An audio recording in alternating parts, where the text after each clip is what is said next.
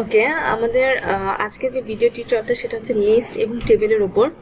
List তিন ধরনের, order list, unordered list এবং ডেসক্রিপশন লিস্ট। আমি তিনটা লিস্ট আপনাদেরকে দেখাবো, এরপর টেবিল ক্রিয়েট করে দেখাবো।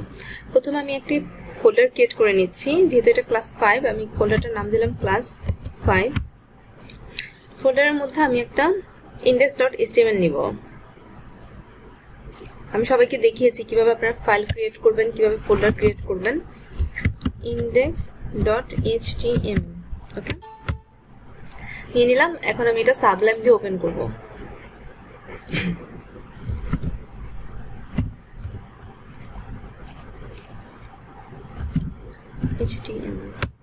আচ্ছা, ক্লাসে অনেকে আমাকে জিজ্ঞেস করেছিলেন ডক টাইপ HTML এই কথাটা লিখতে হবে কিনা। ডক টাইপ HTML এর মানেটা হচ্ছে আপনার এই ফাইলটা HTML5 এ করা, ব্রাউজারে যখন এই ফাইলটা শো করা হবে তখন ব্রাউজার যখন ডক টাইপ HTML কথাটা লেখা থাকবে তখন ব্রাউজার এটা অটো বুঝে নিবে যে এটা HTML5 এর একটা ফাইল। ঠিক আছে, ক্লাস 5 আমি টাইটেলও দিলাম ক্লাস 5, দেন সেভ। এবার দেখি তো আমাদের টাইটেলটা শো করে কিনা। ক্লাস 5 ওকে, আমাদের টাইটেল হয়ে গিয়েছে। তাহলে এখন আমরা কি দেখব? লিস্ট। লিস্ট হচ্ছে তিন ধরনের, একটু আগে বললাম। এটা হচ্ছে কমেন্ট ট্যাগ, আমি দেখিয়েছিলাম আপনাদের comment tag. Unordered list, unordered list কমেন্টে ইউজ করার ফলে আমাদের মনে থাকবে কোন পার্টটা কিসের জন্য আমরা করেছি। আনঅর্ডার লিস্টের ট্যাগ হচ্ছে ইউএল, ইউএল এর মধ্যে হবে লিস্ট।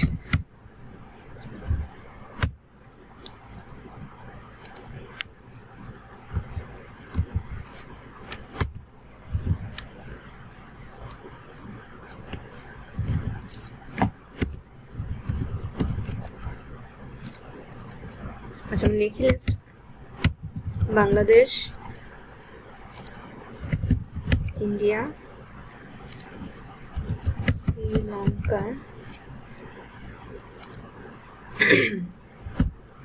তারপর পাকিস্তান। পাকিস্তান বানানটা ঠিক আছে কিনা জানি না। আচ্ছা, যাই হোক, পাকিস্তান। এবার আমরা শো করি এটা কি হচ্ছে। দেখেন, এটা হচ্ছে আনঅর্ডার লিস্ট। আনঅর্ডার লিস্ট হচ্ছে তিনটা টাইপ রয়েছে। একটা হচ্ছে ডিস্ক, এটা হচ্ছে ডিস্ক ওকে, এটা হচ্ছে ডিস্ক, সার্কেল এবং স্কোয়ার। ওকে, আমি এখন বাকিগুলো দেখাচ্ছি। এই ইউএল ট্যাগের ভিতরে একটা টাইপ অ্যাট্রিবিউট কল করতে হবে, type then circle, CRCLE circle, then save, control S দিয়ে অবশ্যই সেভ করবেন। এখন দেখেন, এটা হচ্ছে সার্কেল। সার্কেল মানে হচ্ছে চারদিকে একটা 1 পিক্সেলের বর্ডার থাকবে, মাঝখানটা ফাঁকা থাকবে। ডিস্ক যেমন পুরো মানে পুরো গোল সার্কেলটা বর্ডার থাকে, শুধু সার্কেলটা হচ্ছে জাস্ট চারদিকে একটা 1 পিক্সেলের একটা বর্ডার থাকবে। এবার স্কোয়ারটা দেখি, SQUARE স্কোয়ার। ওকে, দেখেন এটা স্কোয়ার হয়ে এসছে। ঠিক আছে, একটু ফোল্ড করে দেবেন দেখার জন্য। স্কোয়ার হয়ে এসছে। এখন আমরা দেখবো অর্ডার লিস্ট।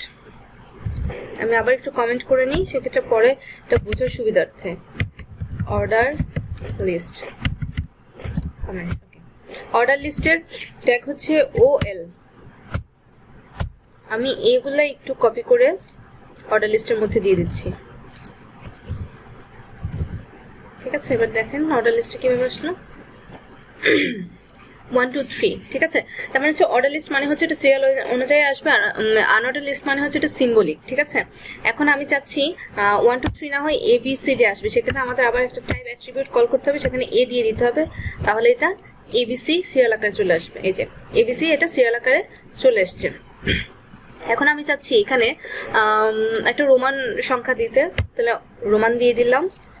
এবার দেখেন এটা রোমান আকারেই চলে আসবে, যে 1 2 3 4 5। ঠিক আছে, এখন আমি চাচ্ছি এখানে কি বলে এই 90 বা 100 থেকে স্টার্ট হোক, সেক্ষেত্রে এখানে একটা অ্যাট্রিবিউট কল করতে হবে স্টার্ট। ঠিক আছে, স্টার্ট অ্যাট্রিবিউটের মধ্যে লিখে দিতে হবে আপনি কত থেকে চাচ্ছেন। আমি চাচ্ছি এটা 88 এর পর থেকে স্টার্ট হোক। তাহলে দেখি এটা হয় কিনা। দেখেন 88 89 90 91।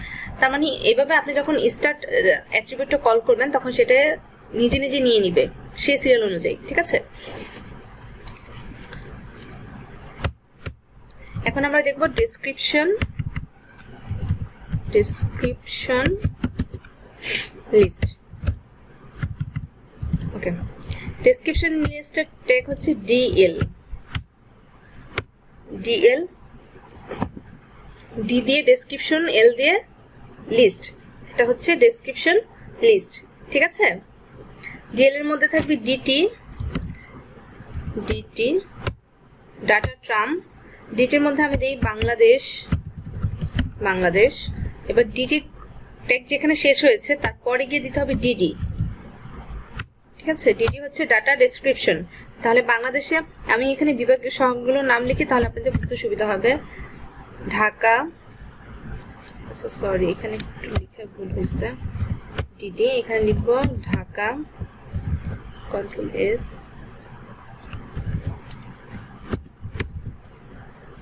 এখানে লিখব কুমিল্লা,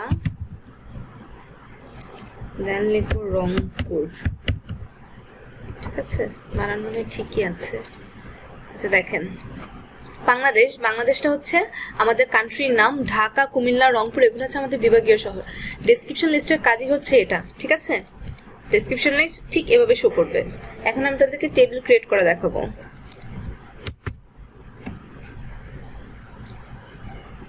টেবিলের জন্য আমি আবার একটা কমেন্ট নেই, কমেন্ট এখানে লিখে রাখি টেবিল, সরি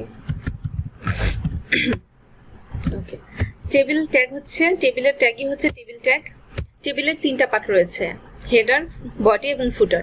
টেবিল হেডারকে কল করা হয় টি হেড, টেবিল বডি কল করা হয় টি বডি, টেবিল ফুটার কল করা হয় টি ফুট। আমরা এখন টেবিল হেডারে কাজ করব, এই জন্য আমরা এখন কল করব টি হেড। টি হেডের মধ্যে টিআর মানে হচ্ছে টেবিল রো, এর মধ্যে হবে টিএচ মানে হচ্ছে টেবিল হেডার, ঠিক আছে। আমরা এখানে একটু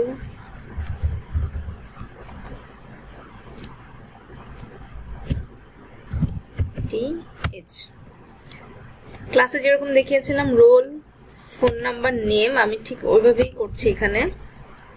তো প্রথমে থাকবে রোল,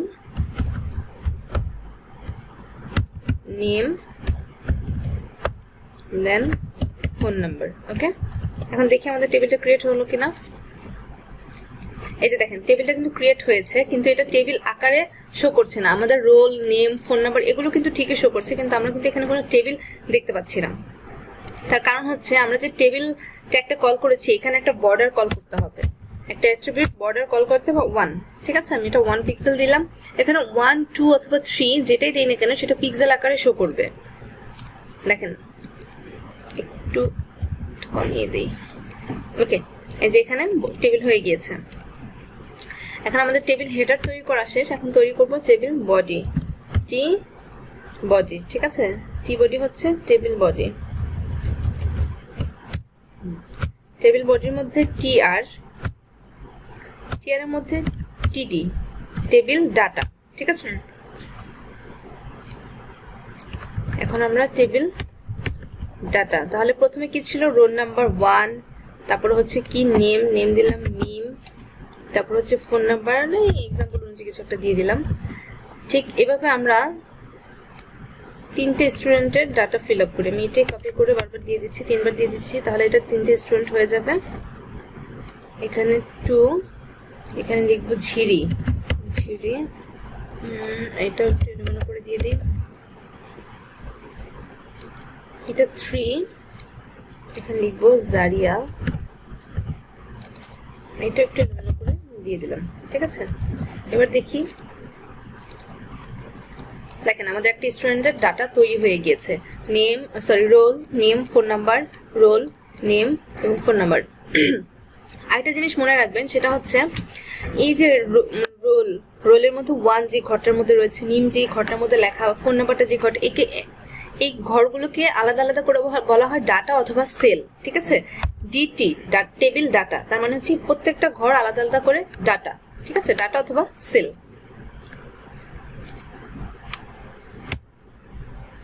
এখন আমি টেবিল, ওকে। এখন আমি চাচ্ছি এই 2টা রো, ফোন নাম্বারের এই 2টা রোকে আমি একসাথে করব, মানে হচ্ছে পাশাপাশি না, আমি এই 2টা রোকে একসাথে করবো। এখন এই 2টা রোকে যদি একসাথে করতে চাই, আমরা যখন রো গুলোকে একসাথে করব তখন সেখানে দিতে হবে রো স্প্যান, ঠিক আছে। আমি এখানে দিব রো স্প্যান।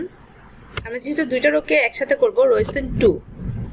দেখেন এটা খুব মজার একটা দেখেন আমি এই দুইটা রোকে একসাথে করেছিলাম, রো দুটো কিন্তু একসাথে হয়েছে, কিন্তু একটা এক্সটেন্ড হয়ে গেছে, মানে একটা বেড়ে গিয়েছে। তার কারণ হচ্ছে কি, আমি যে দুইটা রোকে কল করেছি সেখানে দুইটা ফোন নাম্বার, আমি তো দুইটা রোকে এক করে ফেলেছি, তার মানে সেখানে একটা ফোন নাম্বার জায়গা হবে, দুইটা ফোন নাম্বার না।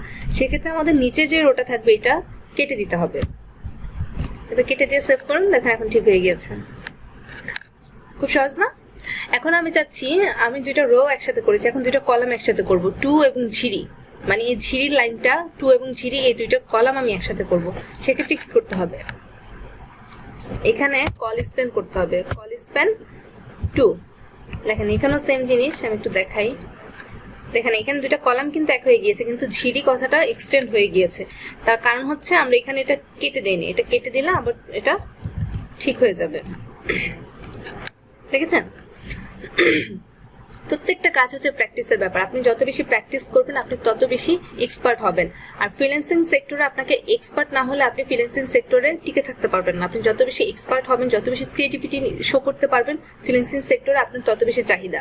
যেহেতু আপনারা ফ্রিল্যান্সিং করার জন্য ওয়েব ডিজাইনটা শিখছেন, আমি বলবো আপনারা অনেক বেশি করে প্র্যাকটিস করবেন এবং চেষ্টা করবেন অনেক ভালো করে শেখার জন্য, ঠিক আছে? আর যদি কোনো ধরনের প্রবলেমে পড়ে, আমার মেইল আইডি তো আপনাদের কাছে আছে, আমাকে মেইল করবেন অথবা আমাকে ফোন করতে পারেন। If any emergency then you can call me, otherwise আপনারা আমাকে মেইল করবেন। আমি মেইলে 24 আওয়ার্স, যতক্ষণ ঘুমানো ছাড় আমি চেষ্টা করি সবার মেইলটা যথাসময়ে রিপ্লাই দেওয়ার জন্য। আমাকে মেইল করবেন অথবা আমাকে ফেসবুকে যে গ্রুপ রয়েছে গ্রুপে পোস্ট করবেন বা আমাকে মেসেঞ্জারে মেসেজ করবেন। আমি অবশ্যই চেষ্টা করবো আপনাদের প্রত্যেকের মেসেজে রিপ্লাই দেওয়ার জন্য এবং আপনাদের সার্বক্ষণিক হেল্প করার জন্য, ঠিক আছে? আজকের ক্লাস এই পর্যন্তই, সবাই ভালো থাকবেন, আল্লাহ হাফেজ।